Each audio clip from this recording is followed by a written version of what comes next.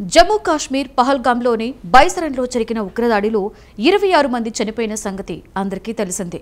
ఉగ్రవాదులు కాల్పులు జరుపుతున్నప్పుడు 30 ఏళ్ల సయ్యద్ ఆదిల్ హుస్సేన్ షా అక్కడే ఉన్నాడు.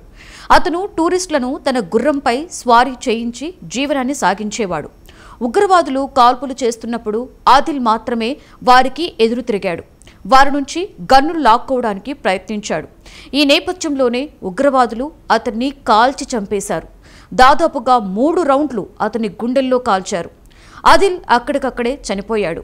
టూరిస్టులను కాపాడడానికి తన ప్రాణాలను సైతం పణంగా పెట్టిన ఆదిల్పై కాశ్మీర్ వక్ఫ్ బోర్డు ప్రశంసలను కురిపించింది. అంతేకాకుండా ఆదిల్ సోదరుడు సయ్యద్ నాజ్కత్ హుస్సేన్కు బంపర్ ఆఫర్ను కూడా ఇచ్చింది.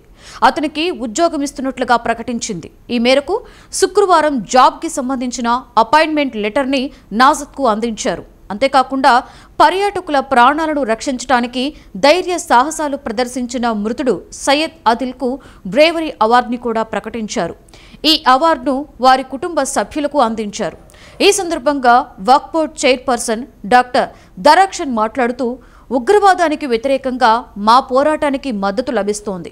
పర్యాటకులను కాపాడడానికి తన ప్రాణాలను త్యాగం చేసిన ఆదిల్ సోదరుడికి బోర్డులో ఉద్యోగం ఇవ్వాలని నిర్ణయించాం.